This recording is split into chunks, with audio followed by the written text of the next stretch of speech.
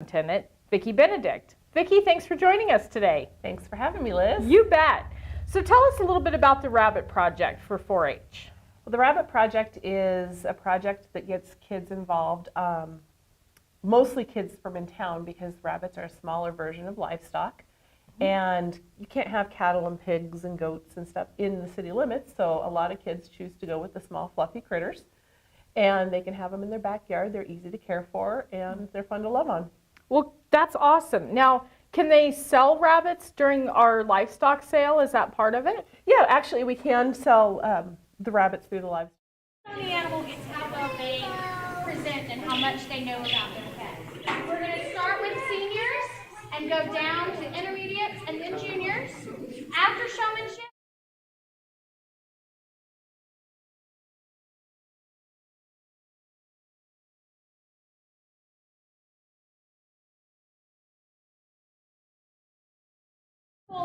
the costume contest, all of these great things.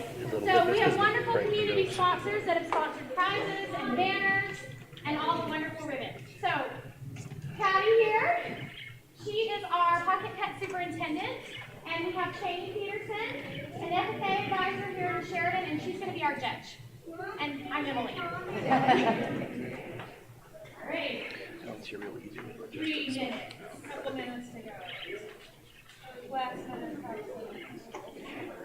Welcome everyone to the Sheridan Media County Fair live streaming channel. Joining me today is Sheridan County 4-H Rabbit Superintendent, Vicki Benedict. Vicki, thanks for joining us today. Thanks for having me, Liz. You bet.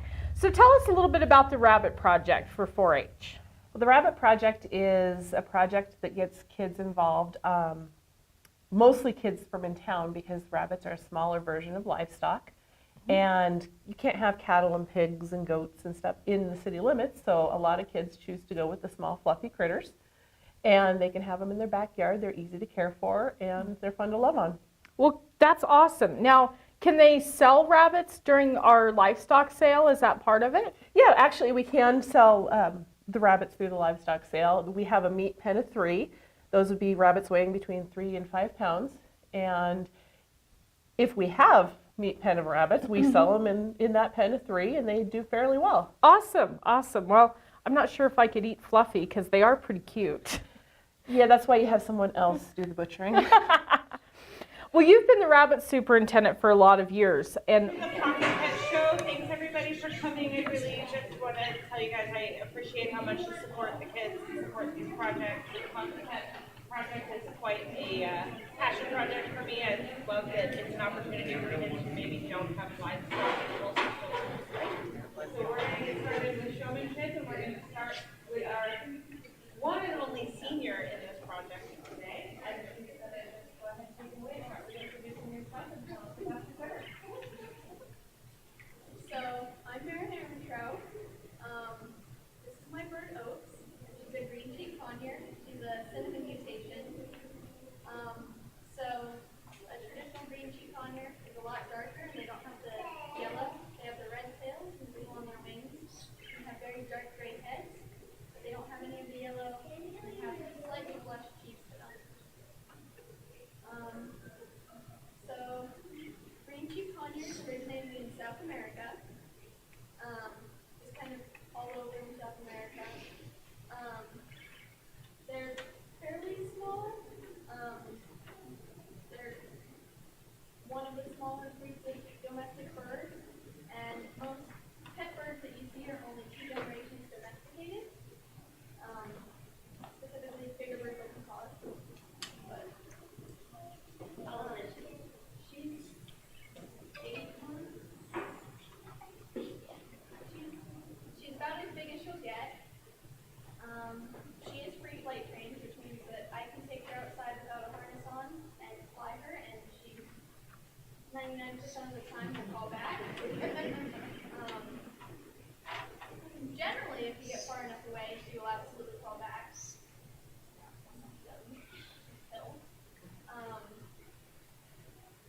She's hand reared, so that means that she didn't have like bird parents raising her, and was hand raised, which generally means that they're a lot friendlier. They're used to humans.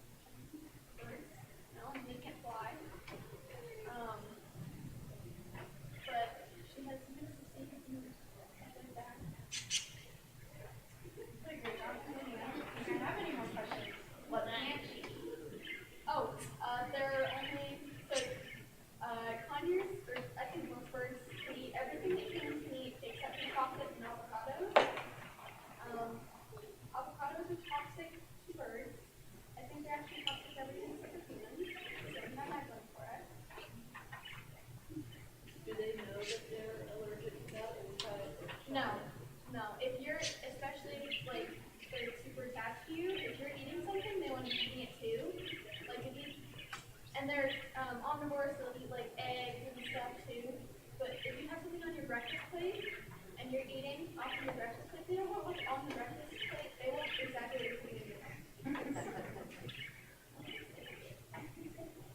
So if you're eating any chocolate, they are absolutely enthralled and will try and steal it from you if you eat it.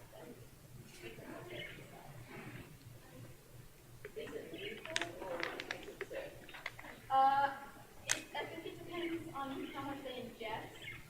I know avocado is like any amount of it is lethal, but I think it's probably similar to dogs, where white chocolate and dark chocolate would be immediately lethal, and milk chocolate they could probably have in her case, extremely small amounts before it becomes lethal, but it doesn't make them sick. Thank you so much.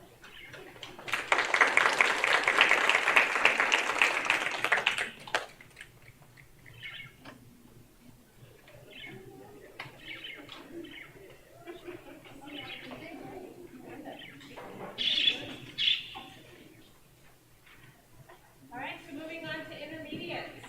And we have most everybody else at the table is intermediate. Let's go ahead and introduce yourself and take it away. Hi, I'm Lily Harper, and this is my ex-student here at his semester. When I got him back in December, they told us that he was around one. Everything in the shelter, so they don't exactly know. So he could be around that age. We have like a bar kind of situation. This is what I have at home. It's bigger. I have a 2x4. Usually, if you have a signature presentation, you should probably want to get a paper that's by myself. Yeah, they have things like this, typically in their setup. This is a water ball that I use sometimes. He is mostly potty trained, but he does sometimes.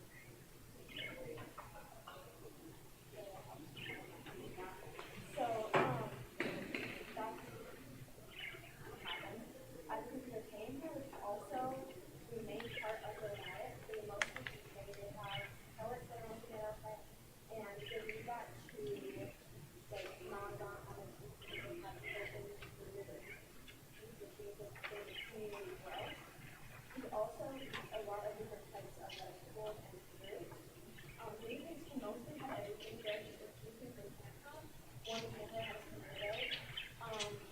They eat like always lot of different stuff. Just before I feed them anything that I have stuff in the bar, I'll make sure and look it up and make sure that we can have it. The main species though is cucumbers and apples. If you ever know anything. I think that they kind of extinct in water. It's kind of yellow, and that's because I put in this kind of rock stuff that makes it yellow. It has vitamins in it, like a lot of, so I put that in there extra.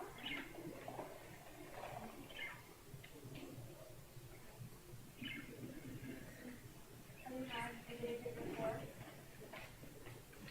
What's your favorite thing about the project so far?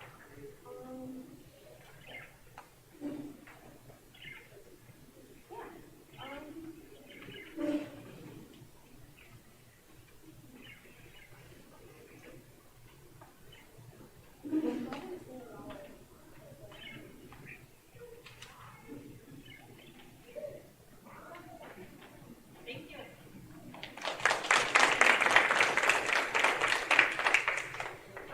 Hello, my name is Mecca and this is Sherlock.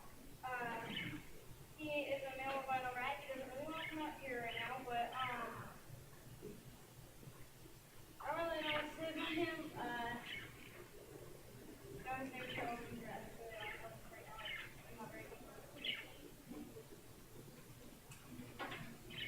How long have you had her cat? I've had him.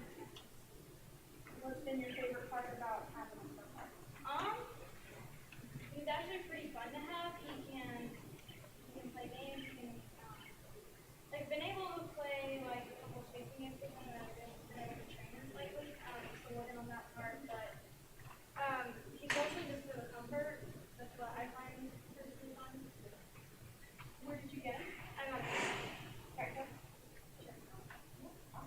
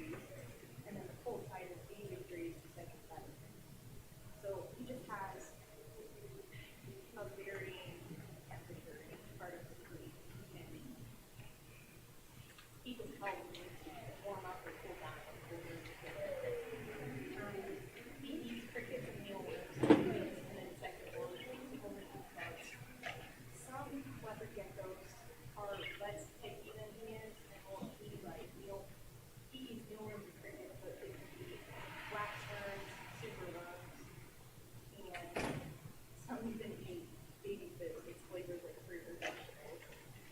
So, but he's too picky for that.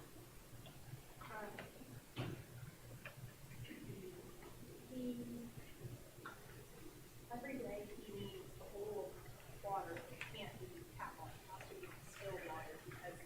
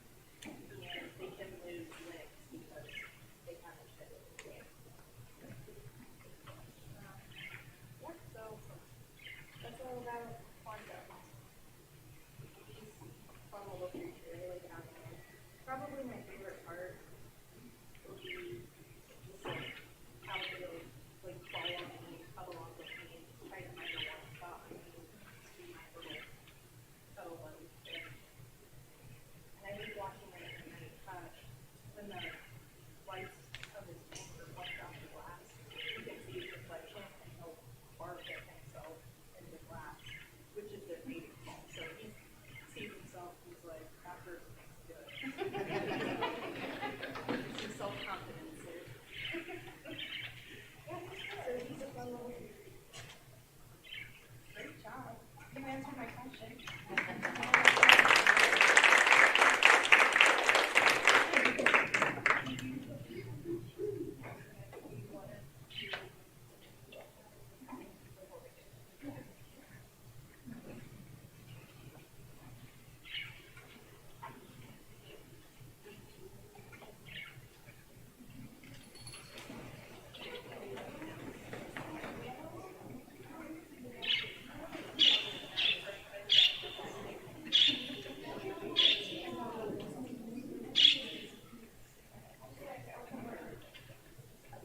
Let's give intermediates a round of applause.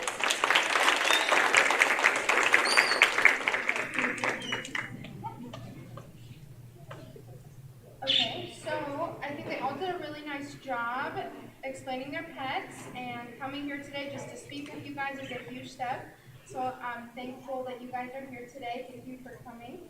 I'm going to go ahead and award your reserve champion, intermediate showman, and then we'll go to the champion. So, this is your reserve.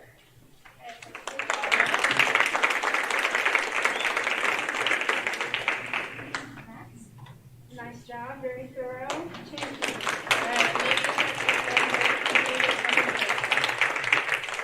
Good job, girls.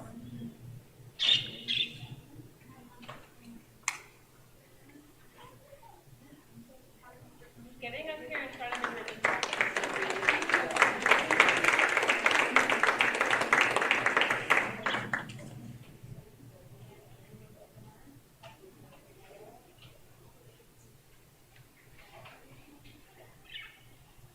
All right, so we will, what has it?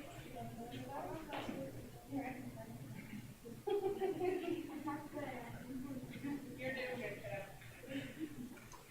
The reserve champion. Shoot, so this is chicken, so that one comes here. And then our champion. Perfect, thank you. Alright, and then we will move into our junior class, and Renee, if you want to start when you're ready. Hi, I'm Lindsay Willis. This is my bird, Honey. This is a male. He is, you can tell because of his nose. It's like a darker blue. You can tell they're males by, like I said, the color of their nose between darkish blue and brown. He likes to squirm because his mate is in his cage, and they don't really like being out without each other, and so they will squawk pretty loud. I have had Honey for, I want to say, around 2-3 years now. They only grow 7 inches from the tip of their tail to the top of their beak. They will shed their tail feathers. It's called molting, and their regular feathers in general. A lot of the times, like their main wing feathers will not come out, and so you have to clip those so that they can't fly away. He really likes to fly. I like to fly around my room. He's really fun to have. I give these two a diet of seeds from like either you can get them at Petco, Walmart, or Tractor Supply. You can either get the seed blend or you can get the fruit blend. You have to have a pretty big cage for these guys because they like to bounce around and swing from swing to swing and other little toys they have in there. You have to have like perches, so like little logs, like little twigs like this and other little things. Cuddle bones are essential to these because it's what keeps their beak from getting too long and hurting them. It also helps trim their claws out. They like reflections and like little things like bells, so you can see I have a bunch of bells in here and some mirrors. It doesn't really matter what kind of toy you have as long as you have different toys and swings. They are very picky on what they like to do, so a lot of the times they'll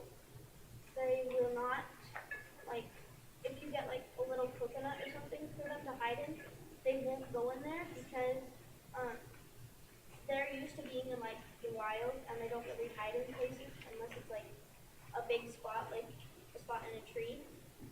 So that's also why we have perches for them to sleep on. They will, if they mate and have eggs, they will be inside either a coconut or on the ground. So it's nice for you to have that soft stuff for them. If that stuff is very easy to clean out. They are usually found in like Brazil, like a lot of these small birds, and a lot of places in South America, sorry. These are more tropical birds. They're not used to being in colder climates. Unless it's like very hot out, then sometimes they'll find like a cool shady spot to be in. They like to be together because they get too stressed out when they're lonely, and that can, stress can actually kill these birds because they're very social to each other. That's why they mate so easily. Unless they're both the same gender, then they will not. They just like to hang out. These guys mainly hang out and just, like I said, they like to bounce around and just hang out in a bunch of different places. It doesn't really matter.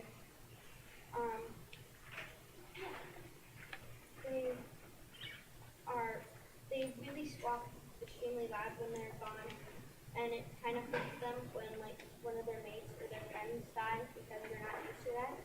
Usually they are with them their entire lives. The last one I had, they were together. I bought these guys at Petco. I got these guys at Petco, and they have a bigger place in Petco, so they're not used to something smaller like this. Their little carrier cage is still at home because I didn't have time to fix that one up for them. It's nice because, like I said, they're used to a lot of the bigger places, like the rainforest and stuff. So it's good to have a bigger place and a bigger cage for them. Those smaller cages, like depending on how many birds you have, it gets too crowded and it can get too messy and it can give them like sicknesses and viruses and parasites that are lethal to birds. There are a lot of foods that are also lethal to birds, like avocados. So these kind of birds, chocolate is lethal to them. Just like very, very small amounts can really make them sick. That's really all. Any questions? Would you recommend to your friends this bird as Yes. a pet? Yes, I would. They're very cuddly creatures, and like I said, they're very social. Awesome. Great job, Sven. Good work.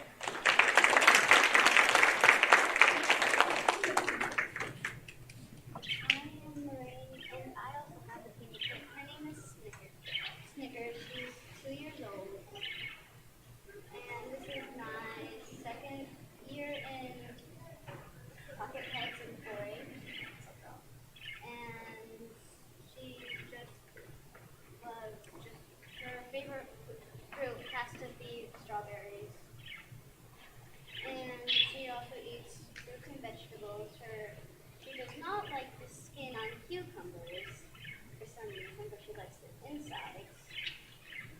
And she eats the tempeh. She also has the tempeh food. I got her from Gillette, the pet store.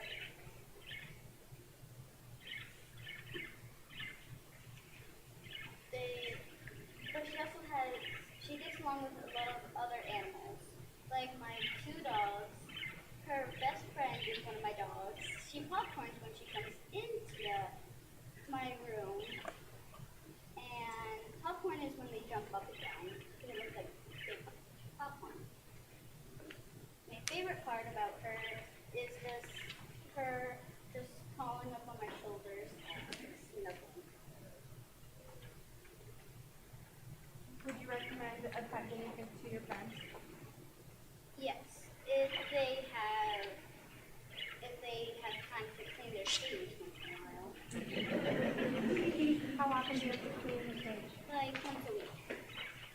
But she's worth it. That's good.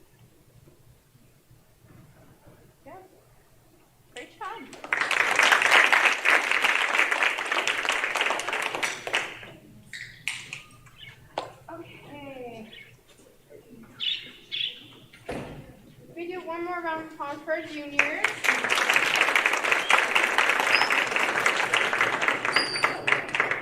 Both ladies did a great job explaining about their pets. Your grand champion today, I felt, just had a real depth of knowledge and prior years of knowledge to explain more about the breed and just taking care of the pet in general, but they both did an amazing job. So I'm going to go ahead and award this young lady with grand champion.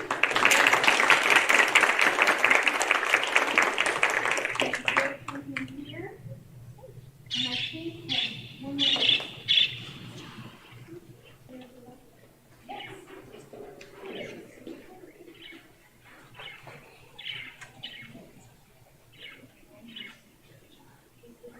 Let's do one more round of applause for all of the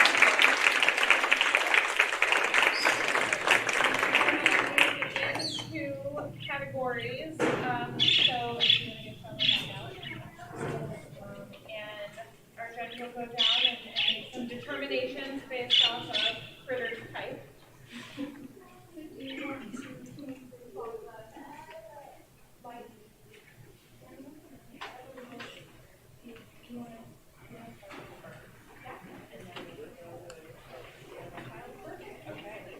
we're going to start with birds. Quick shift and have like animals with white. Yes, yeah. We can do that. And then we can stop. Anybody that's excited and stressed folks out.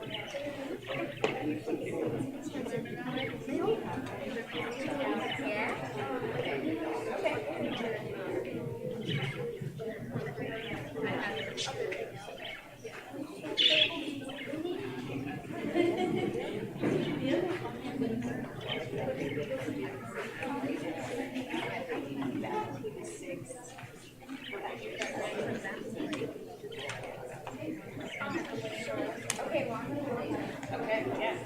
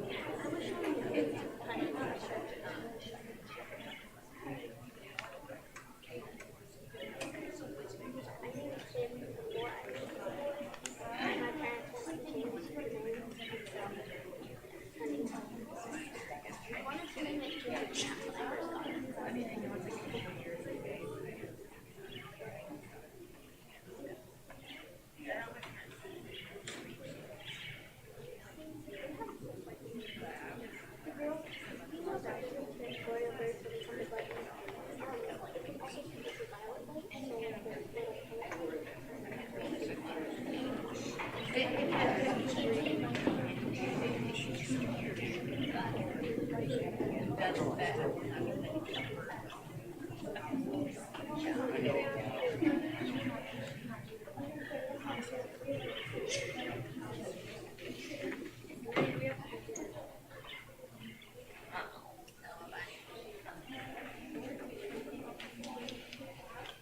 is your champion bird.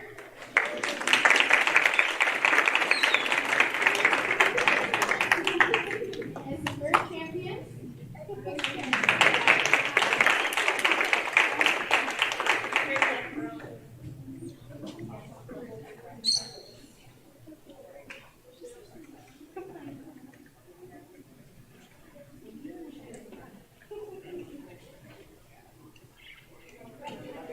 Yeah, so we'll do next step, we'll do brush style. We have the same deal.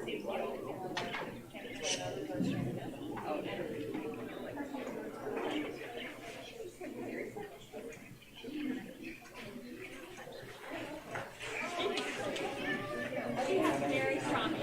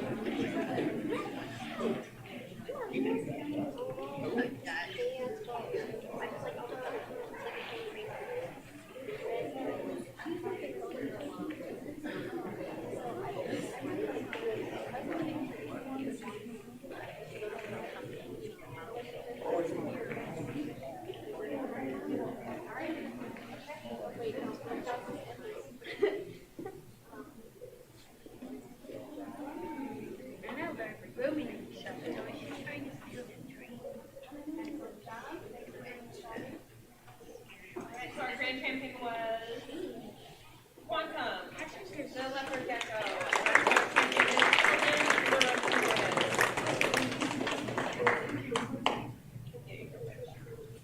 All right, next up we have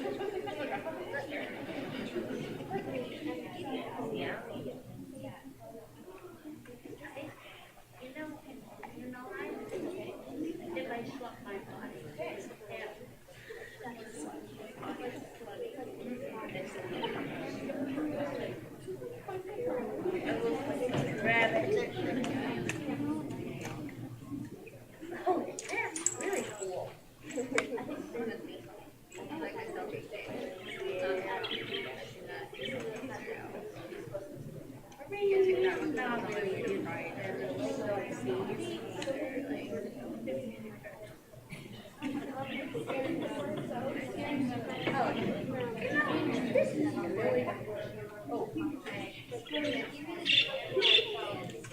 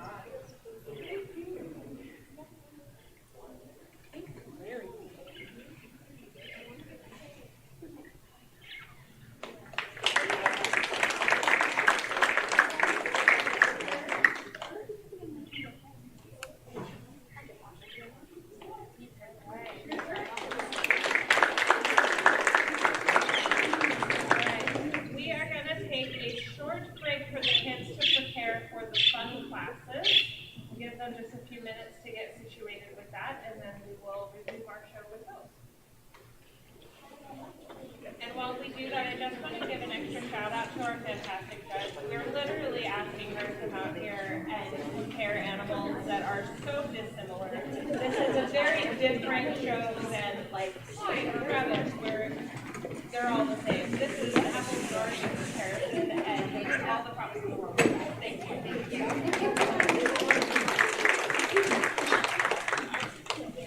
Also, guys, we have something a little different this year. So, at the very end of the entire show, I would love it if our members would get pictures in front of the backdrop with their ribbons and their animal and their banners so that you can really show off all of your hard work, okay?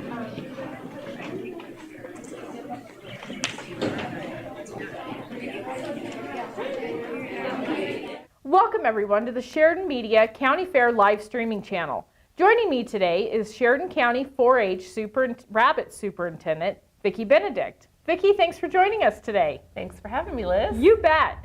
So tell us a little bit about the Rabbit Project for 4-H.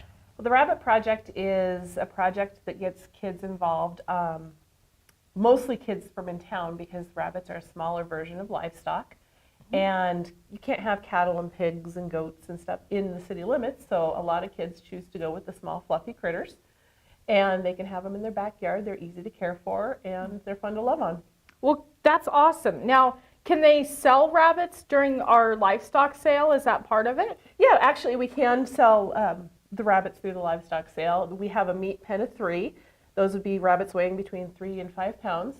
And if we have meat pen of rabbits, we sell them in that pen of 3 and they do fairly well. Awesome, awesome. Well, I'm not sure if I could eat Fluffy because they are pretty cute.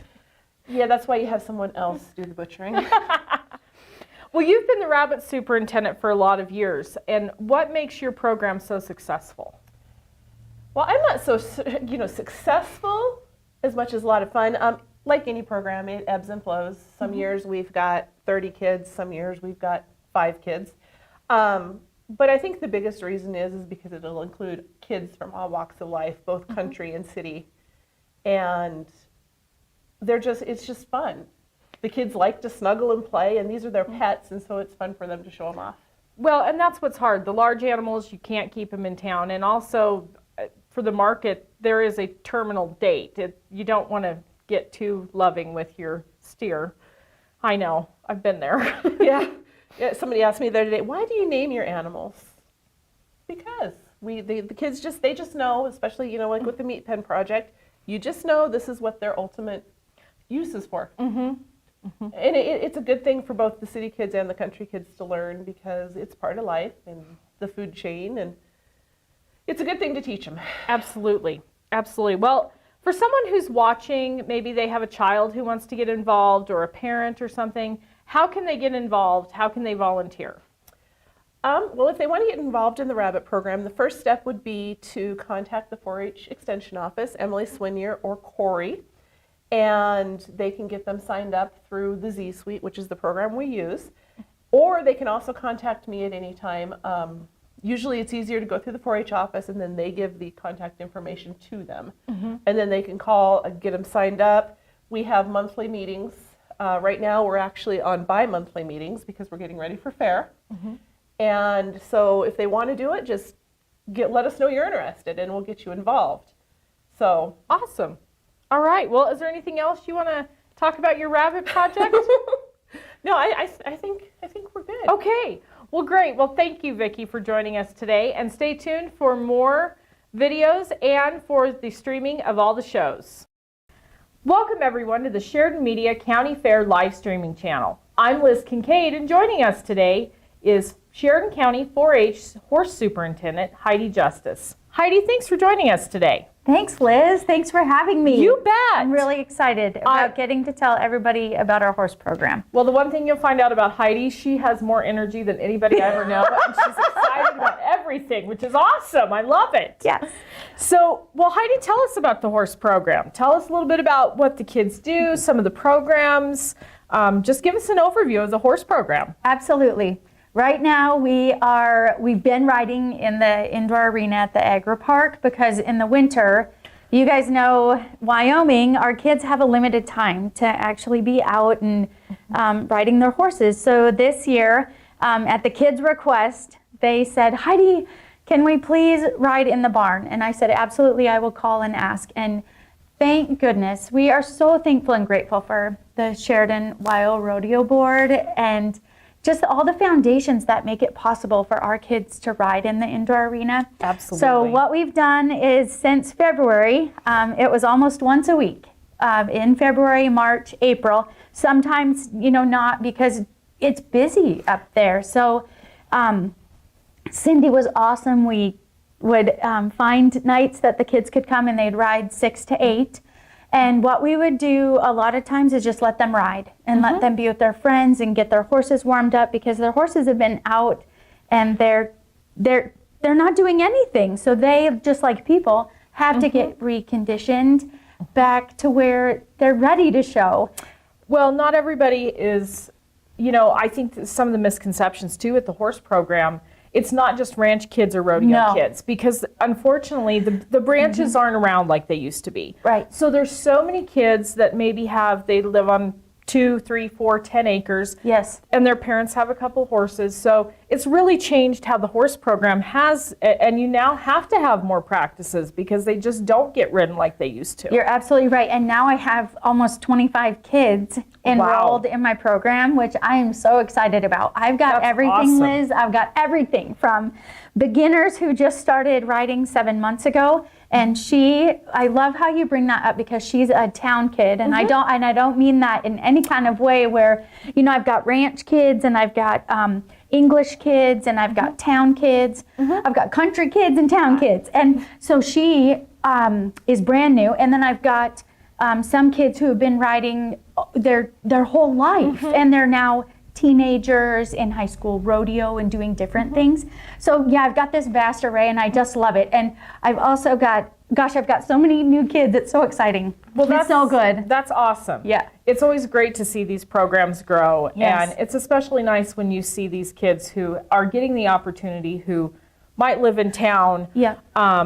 Or someone who's just moved here, get this opportunity to learn. Yeah, absolutely. And I'm so thankful and grateful that their parents will bring them. I just have to give a shout out to them, because I think horse parents, all 4-H parents are amazing, and horse parents, especially true, because they have to haul their animal every time to come. I've got awesome support from the community, and then also my 4-H members. So I think about Lily Crum, and she helps with showmanship, because that's one of the biggest things that these kids want to learn is showmanship. They know how to ride, or they're pretty good at that, and we're working on their horsemanship skills, but showmanship is a big thing. So it's just awesome. That's great. Yeah. When you were talking about the Agri Park, we're so fortunate in this town, and I always say how fortunate we are that we have such great donors to things. But a huge thanks to Brad Walden at C&K Equipment and Dan and Kathy Riggs, who have donated to the youth, so the youth don't have to pay to go up there to ride. So a huge thanks to those guys for that. A huge thank you to them. And I always tell the kids, if you ever see them, tell them thank you, because we really can't thank them enough for everything that they do. And it makes my heart so happy. Just the whole thing. And those kids, I'm telling you, their smiles are from ear to ear.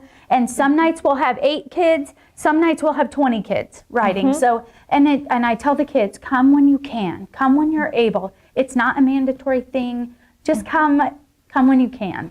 Well, and the great thing about it, just like you were talking about, some of your older kids and your older showmen being able to help those younger ones, because truly that's what 4-H is all about, is passing that on. Yes, and even riding. Even riding. So, for example, I had Bruce Keller come over from Worland and it was a cow horse clinic, but really it was like a horsemanship clinic is what it was.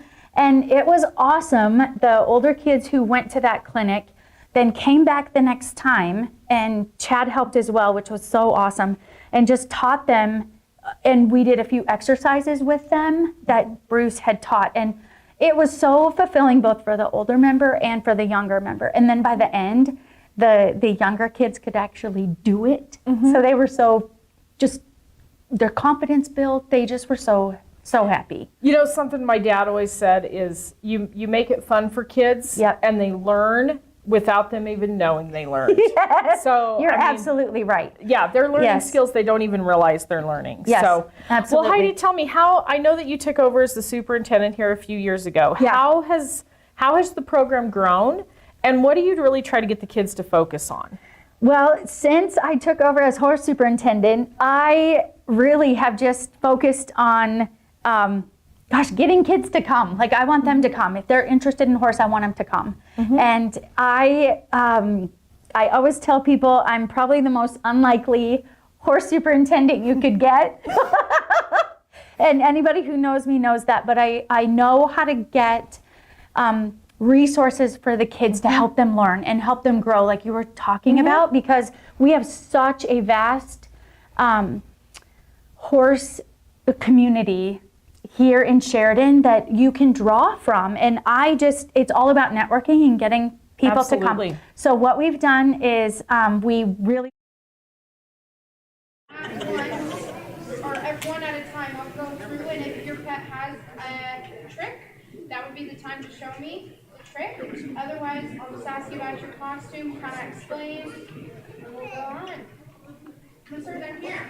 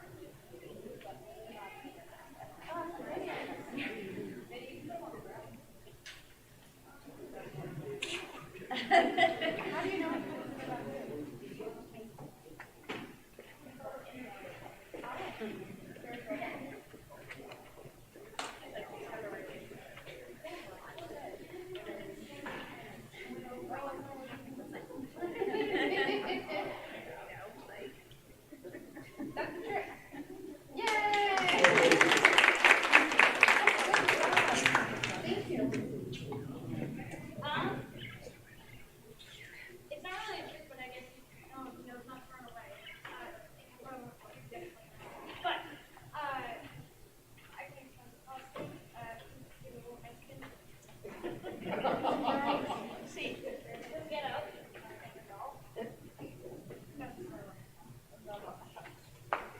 And you said you don't know how to trick? Not really. Yeah, that's a good trick right there. Climb your shirt. You can climb your shirt onto your shoulder. And you also hide your foot. You will not come off. But yeah.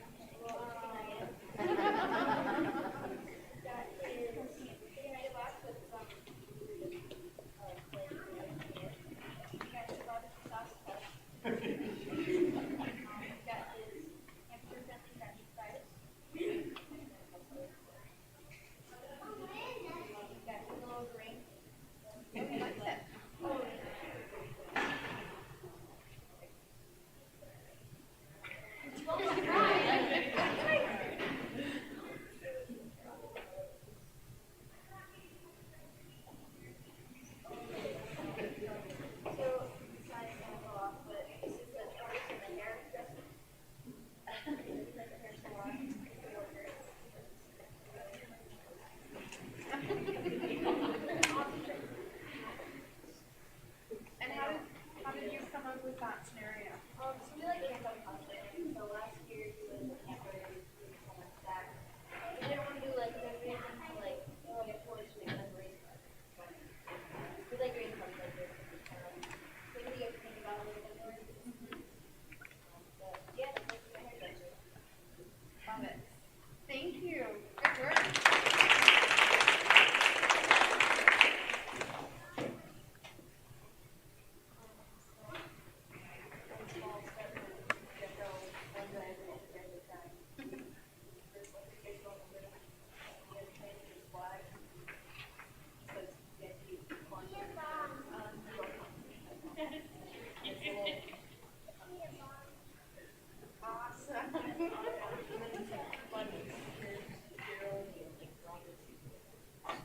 Did you have to train them to stay inside there?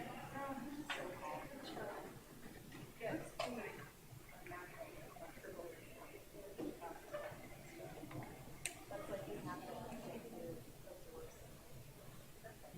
And I love your outfit that matches. You're in worse. You don't work in it. Looks great. Thank you.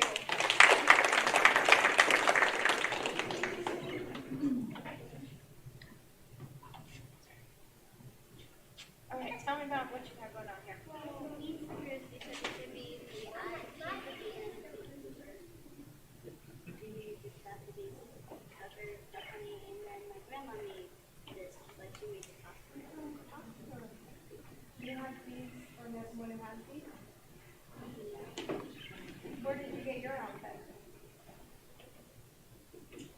Mom bought it. And does it fit? No. So you guys are staying. You're a good duo here. You?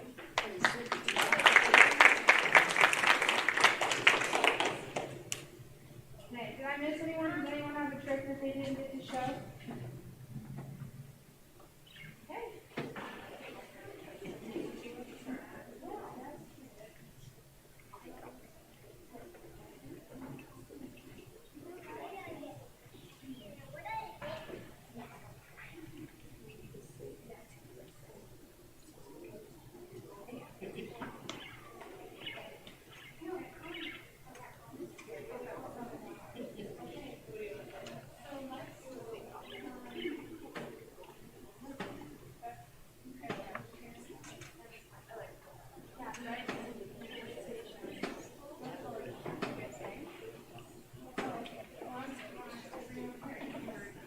Okay, most colorful. Is it for costume or is it for animals? It's for the animals. Okay, perfect. Most colorful animals, right here.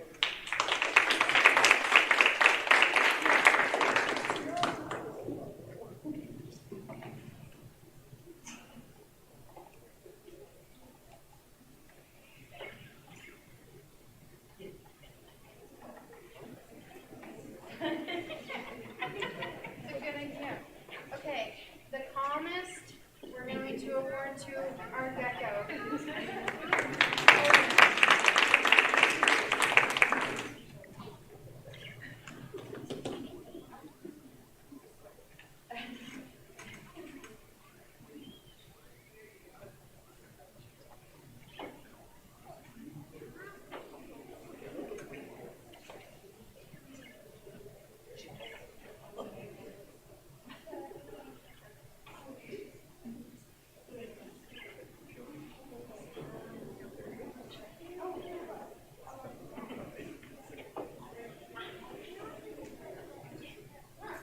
Our best trick also has to go here.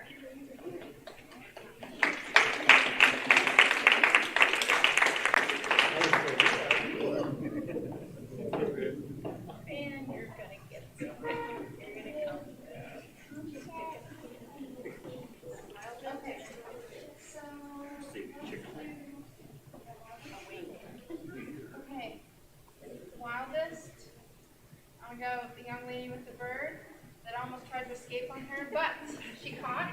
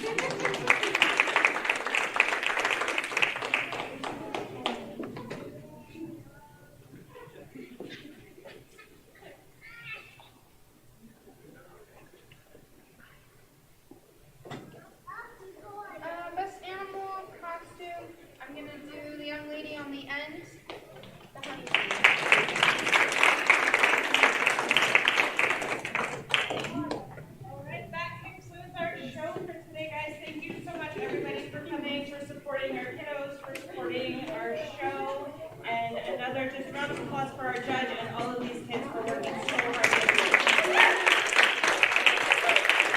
Don't forget to get your picture in front of the backdrop. Yes, please get your pictures in front of the backdrop before you go. Thank you guys so much.